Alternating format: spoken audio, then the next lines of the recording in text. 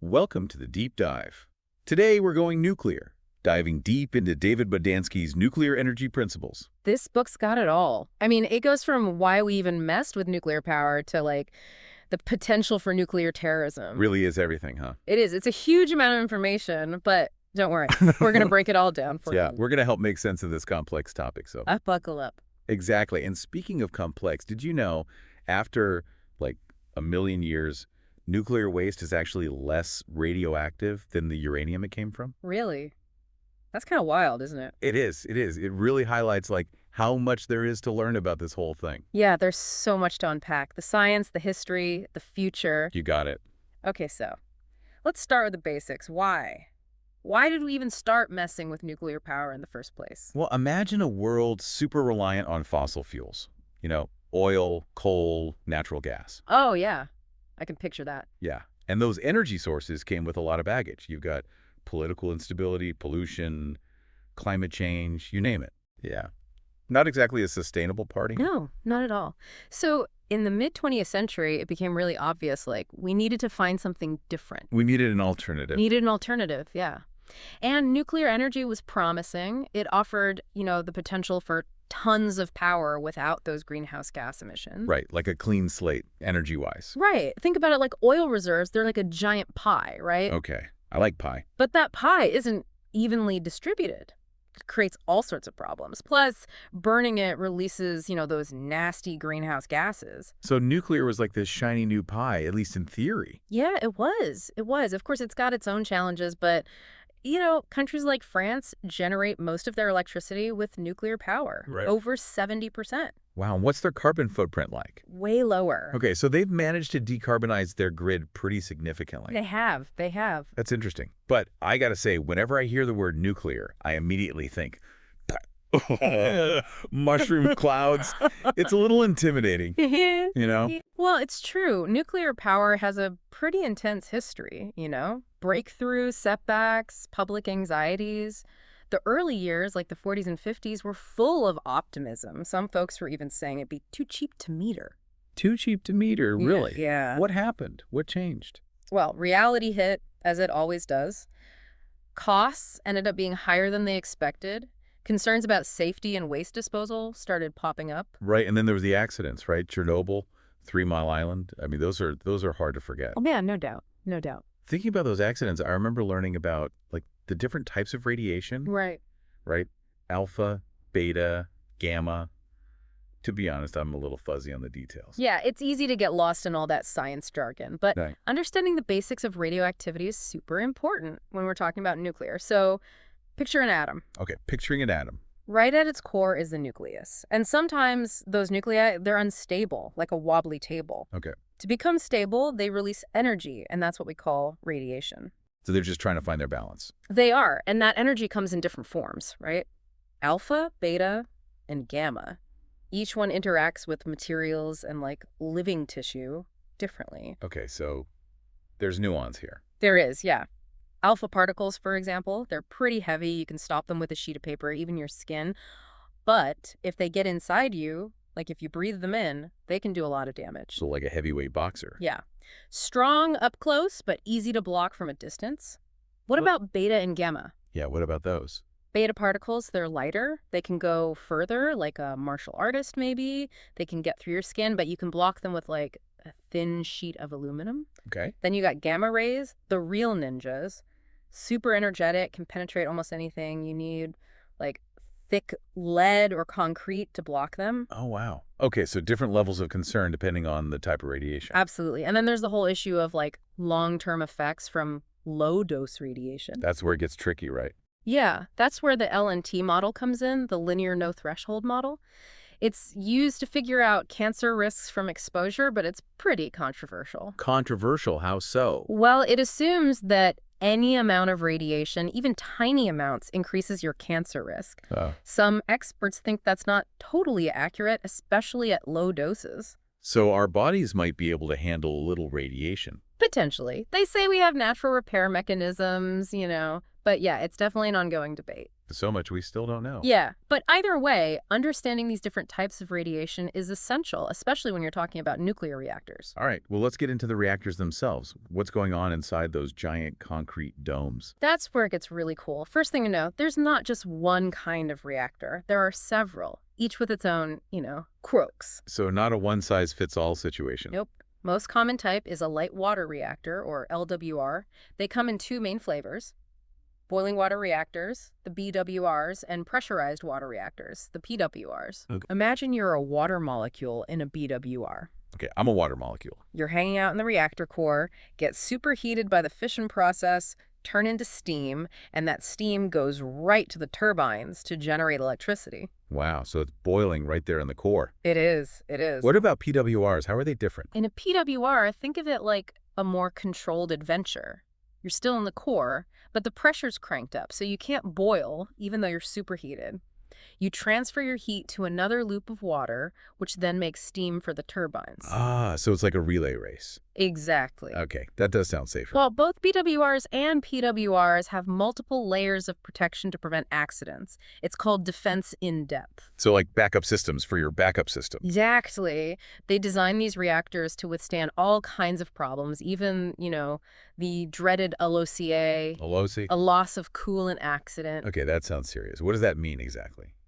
The reactor core needs a constant flow of water to keep it cool, right? If that flow stops, the core overheats. That's a LOCA. Like taking the ice packs off an overheated athlete. Exactly. That's why reactors have these emergency core cooling systems. If the main system fails, these kick in and pump water into the core. Wow, preventing a meltdown. Yeah, but even with all these safety features, figuring out how risky a reactor is super complicated. How do they even begin to assess that? They use something called probabilistic risk assessments, or PRAs. Okay. Imagine you're building a giant Lego model of a reactor and then figuring out every possible way it could break. That's a lot of Legos. It is. But that's basically what they do. It helps them find weaknesses and figure out the chances of different events happening, from small glitches to big accidents. So data-driven safety assessment. I see. Then you've got the Nuclear Regulatory Commission, the NRC. They set these strict safety standards based on all that data. So they're like the safety inspectors for the whole nuclear industry. They are. They license, inspect, regulate all these power plants. And their oversight goes beyond the reactors. They look at the whole nuclear fuel cycle. That's interesting. It's like a whole journey for those uranium atoms. It is.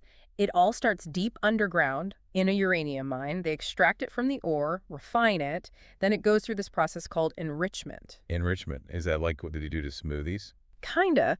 They increase the concentration of this isotope called uranium-235. It's the stuff that sustains the chain reaction. Ah, so natural uranium's not potent enough on its own. Exactly. You got to give it a boost. It's like adding more dry twigs to a campfire to get it going. Makes sense. Yeah. So once they've got this enriched uranium, what happens? They make it into these little fuel pellets, then stack those into fuel rods. Think of it like loading bullets into a magazine. Okay. Then those rods get bundled together into fuel assemblies and loaded into the reactor core. So that's where the magic happens. Yeah, that's where it all starts. Yeah. The uranium atoms split apart, release energy in the form of heat. So it's like a controlled chain reaction. Each atom splitting and triggering more splits. You got it. But after a while, the fuel gets depleted. What happens to it then? Well, it's not good for making power anymore, but it's still super radioactive. It's called spent fuel. Ah, and that brings us to the waste issue.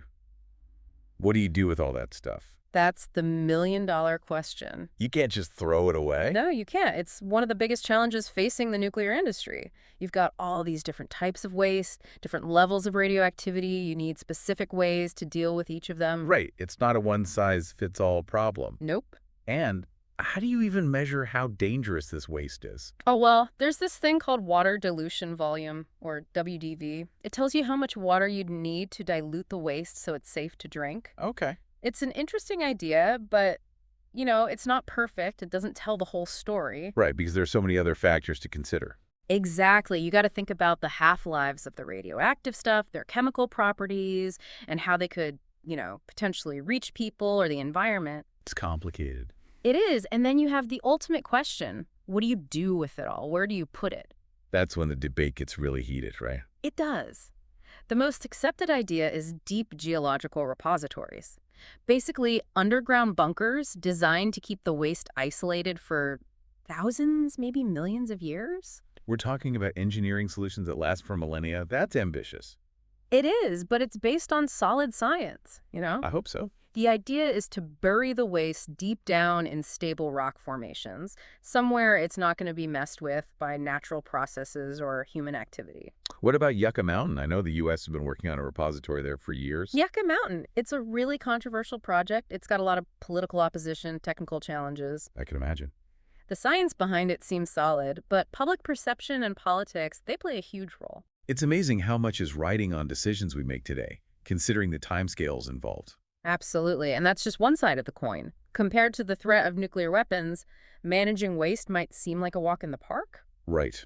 The destructive potential of nuclear technology is terrifying.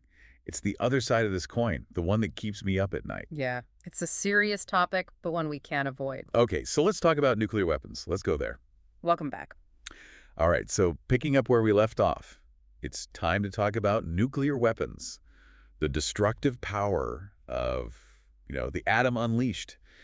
Kind of unsettling to think that the same stuff that powers our homes can fuel these incredibly destructive devices. It's a strange duality, isn't it? Clean Yeah. energy on one hand, mass destruction on the other. Really comes down to, how we use this knowledge. Choices we make. Exactly. But before we go there, I think it's helpful to understand, how these things actually work. And it all starts with fission, nuclear fission. We talked about fission in reactors, but how is it different in a weapon? So imagine a pool table. The billiard balls are uranium atoms. In a reactor, we're kind of gently tapping those balls, releasing energy slowly and in a controlled way. Okay. In a bomb, it's like slamming a bowling ball into the rack. It causes this huge chain reaction. So it's about unleashing all that energy at once. Yeah, exactly. And then there's this idea of critical mass.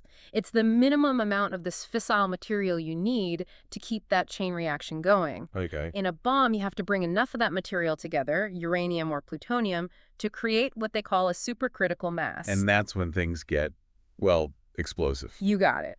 The reaction becomes self-sustaining, releases a huge amount of energy in like a split second, creating that, iconic mushroom cloud. It's hard to even picture the scale of the destruction. It is. And it's not just the initial blast. There's the radiation released. It can contaminate huge areas for decades, causes long-term health problems, environmental damage. It's a scary thought. And then there's the worry about these things falling into the wrong hands. Nuclear proliferation. Yes, that's got to be a major concern for, well, everyone. It is. It is. It's the spread of these weapons, the technology, the materials, increases the risk of, terrorism or even accidental use. And I remember reading about a treaty, the NPT.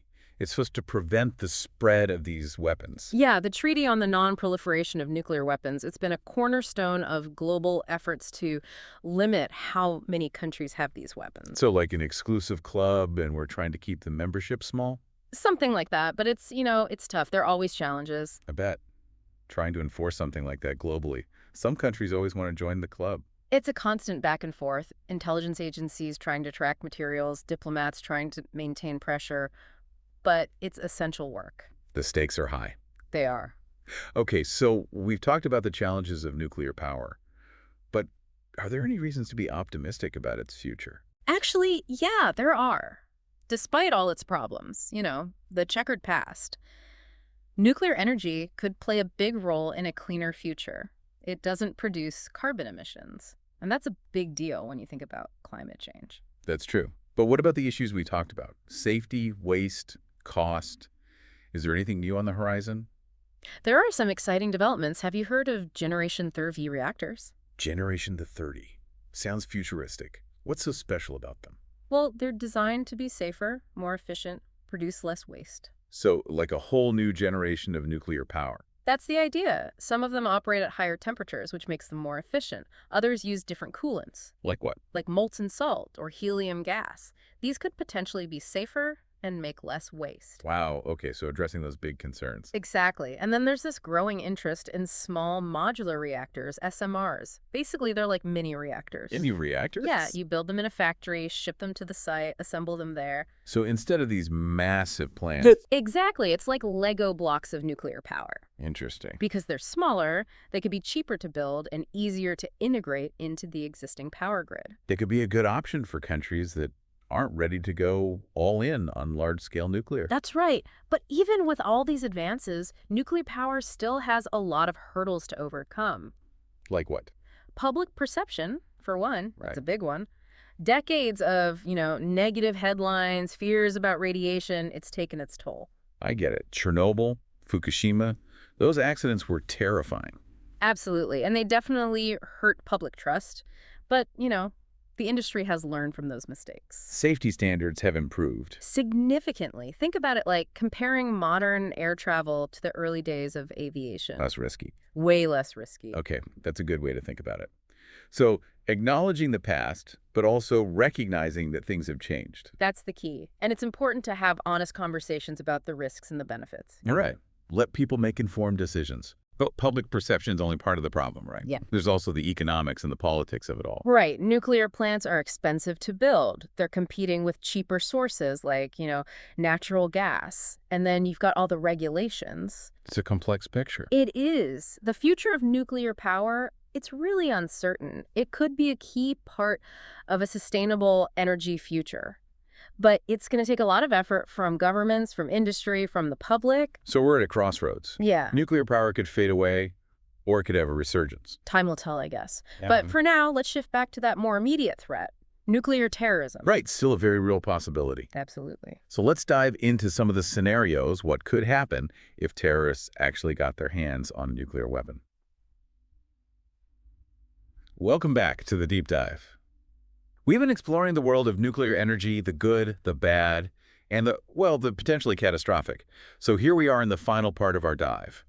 And I think it's time to face the most daunting question. What if terrorists get their hands on a nuclear weapon? Yeah, it's the question that, keeps a lot of people up at night. But understanding the scenarios, the challenges, it's crucial to figuring out, how to stop it from happening. So let's break down those scenarios. First, the classic Hollywood plot. Terrorists steal a nuke from a government. How realistic is that? It's a good story, but the reality is much more complicated. I mean, these weapons are incredibly well guarded, layers of security, surveillance systems, people with top-level clearance. It'd be really, really hard to get past all that. Okay, so it's not as easy as just, sneaking onto a base and grabbing a nuke. Not quite. Plus, even if they did manage to steal it, how would they move it? How would they detonate it without being detected? Right. There's a lot more to it than just getting your hands on the weapon itself. Yeah, a lot of expertise involved. So what about, rogue states giving nukes to terrorists? Mm-hmm. That seems a little more plausible. Yeah. It's definitely a more direct route. And yeah, it's a big concern. But even then, there are challenges. Moving a nuke across borders, it's not easy. Think of it like trying to sneak a giant panda through customs. Okay, I can picture that. Not exactly subtle. Exactly. But let's say hypothetically they get a nuke. What's to stop them from using it? First, there are codes, authentication codes, arming codes. Nukes have a lot of safety features built in. And those codes are closely guarded secrets. It's not likely a country would just hand those over. Makes sense. And then, even if they had the codes, actually detonating a nuclear weapon, it's not just pushing a button. There's a whole sequence of events, precise timing involved. So it's more complicated than Hollywood makes it seem. Way more complicated. It's like having a Formula One race car but not knowing how to drive. You might get it started, but you're not going anywhere fast. Right. So stealing a weapon, it's a long shot.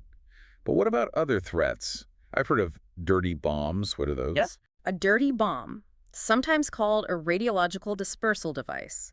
It's a lot simpler than a nuke. No nuclear explosion. Basically, they use conventional explosives to scatter radioactive material. So it's more about contamination than a huge blast. Exactly. The goal is to cause fear, panic, disruption. Imagine a city having to be evacuated because of radiation. The economic impact would be massive. And the psychological impact, too. Absolutely. But how easy would it be to get the stuff for a dirty bomb? That's the worrying part. Radioactive material, it's used in a lot of places. Mm. Industries, hospitals, research labs. And security isn't always perfect. A determined group could steal it, maybe even buy it illegally. So it's more accessible than the stuff you need for a full-blown nuke. Yeah, unfortunately. That's why it's so important to secure these sources, improve our detection, and have good response plans in case something happens. But the most challenging scenario, the one that really requires a lot of know-how, is building a nuke from scratch. That sounds like something out of a spy movie. How realistic is it, though? It's incredibly difficult. Building a nuclear weapon takes a ton of knowledge, specialized equipment, and of course the materials. Right. It's a huge undertaking, even for countries with a lot of resources. But we talked about terrorists getting plutonium from a reactor. Isn't that enough? Having the plutonium is just the beginning. Designing a weapon that actually works, that's super complex, there's implosion, neutron reflectors, triggering mechanisms. Think of it like trying to bake a souffle. Okay. You can get all the ingredients, but you need to know the technique, the timing to get it right. So it's not just about the ingredients, it's about knowing what to do with them. Exactly. And even then, no guarantee it'll work. So building a nuke from scratch is a long shot. Yeah. But it's still a possibility, and that's unsettling. What can we do to prevent nuclear terrorism? It's a multi-pronged approach, really. We need to secure the weapons and materials both here and around the world. Better security at facilities, tracking radioactive materials, you name it, So lock it down tight. basically. And we need better intelligence, better analysis to stop plots before they happen. Monitor suspicious activity, track money, infiltrate networks, and international cooperation is key. We have to share information and work together. It's a global effort. It is. The stakes are too high to go it alone. Right. A global problem requires a global solution. And maybe most importantly, we need to address why terrorism happens in the first place. Poverty, inequality, instability, those things create an environment where extremism thrives. So it's not just about stopping the terrorists, it's about preventing them from emerging in the first place. Exactly. It's a long game, but it's essential. Well, this has been a real eye-opener. We've covered so much ground. The potential of nuclear energy is huge, but the destructive power, it's a sobering reality.